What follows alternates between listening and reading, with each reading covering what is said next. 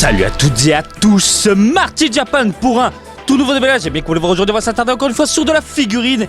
Et pour commencer, plus ou moins cette année 2017 avec de la figurine, on commence avec du lourd. Enfin, je trouve qu'elle est pas mal de ce qu'on peut en voir sur la boîte, hein. Ça donne envie de déballer tout ça et de voir à quoi elle ressemble concrètement. Même si, je vous le rappelle, on l'avait vu ensemble lors d'une convention japonaise il y a peu. Le rendu était assez correct. Bref, on va voir ce que ça donne avec le produit final. Il s'agit bien évidemment de la DXF de Mirai Trunks, ou de Trunks comme vous voulez tout court, de la franchise Dragon Ball Super. La boîte, brièvement, oh là là, il a l'air classe, il a l'air méga classe avec quelques égratignures par-ci par-là. Donc bon presto, ici qui distribue le joujou, la licence ici Dragon Ball Super. Donc une boîte, voilà, orange avec le Trunks. L'arrière, on le voit, hop, en entier. Écoutez, on arrête de parler, on déballe tout ça et on découvre ensemble ce nouveau joujou là. Allez hop, la boîte. La boîte, alors un minuscule carton de protection. Hop là. Bon, rien de fou comme d'hab. Et hop là.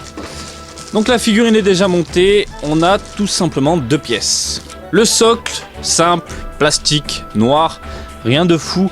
Et la figurine qui est là, je la trouve excellente. Franchement, elle est terrible. Alors oui, le prix, j'ai oublié de vous en parler. Alors principalement cette figurine là est orientée pour les game centers, donc les UFO catchers, vous savez, les fameuses salles d'arcade au Japon. Donc il n'y a pas de prix de base principalement. Si vous êtes doué, vous pouvez la choper pour 100 yens, 200 yens, 300 yens. Voilà, il suffit de vous rendre dans une salle. Et pour les impatients, eh bien, vous pouvez la trouver au Japon chez divers revendeurs entre 1500 2000 et je l'ai vu à 2500 maximum. Donc voilà, c'est plus dans les 1500 2000. Voilà. Que dire, eh bien, j'aime beaucoup. Bon, la modélisation des cheveux, ça fait un peu pâté, j'ai l'impression, hein, ça fait un peu arrondi.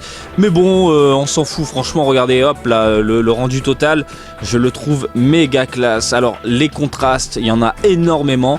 Je crois que c'est pour une DXF, pardon, c'est celle qui a le plus de contraste, hein, au niveau des vêtements et compagnie. De toute façon, vous pouvez le voir à la caméra ici, un petit gris clair, voilà, qui tire vers le noir.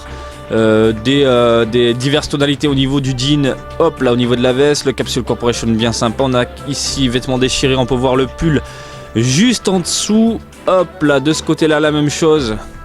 Au niveau du pantalon, les bottes et compagnie, bon bref, le rendu est vraiment classe. L'épée, elle est tordue, j'ai pas de cul. Bon, suffit, hop là, de repositionner le tout. Niveau du visage, alors on voit les égratignures, hein, on les voit. Bon, c'est léger, mais on les voit. Le regard, j'aime beaucoup. L'expression, j'aime beaucoup. La modélisation, j'aime beaucoup. Le petit foulard déchiqueté, j'adore. Franchement, voilà, pour 1500-2000 yens, rapport qualité-prix, je trouve ça plus que convenable, plus que correct. Bon, pas de dégradé, voilà, au niveau de l'épée et compagnie. Bon, ça, c'est pas spécialement grave. De toute façon, vous positionnez votre figurine comme ça, je trouve que ça le fait grandement. Donc voilà, ici sur le socle, hein, ça s'emboîte, hein, ni plus ni moins. Hop, facilement. Boum. Et je vais vous donner la taille pour ne pas changer. Alors, la taille, nous avons du socle compris pour ne pas changer. Encore une fois, du 17, que je m'aligne. Entre 17 et 18 cm, voilà, franchement, et encore une fois, rapport qualité-prix, un Trunks, franchement, de cette qualité-là, même si, pour moi, le petit défaut, c'est vraiment un tout petit défaut, c'est la modélisation des cheveux, mais au final, dans l'ensemble, ça claque, voilà, ça passe bien, ça fait, je sais pas, un peu pâté, mais franchement, c'est classe. Voilà, entre 1500 et 2000 yens, encore une fois, au Japon, c'est le prix à mettre dans ce joujou-là et je vous le conseille grandement. Voilà, j'espère que ce petit déballage du jour vous a plu. Comme d'habitude, je vous invite à me suivre sur Twitter, Marty_Japan pour de l'actu Dragon Ball en direct du Japon, mais aussi sur Facebook, Marty Japan du DBZ au Japon. Et je vous dis à très bientôt. Allez, salut, bisous, ciao, ciao.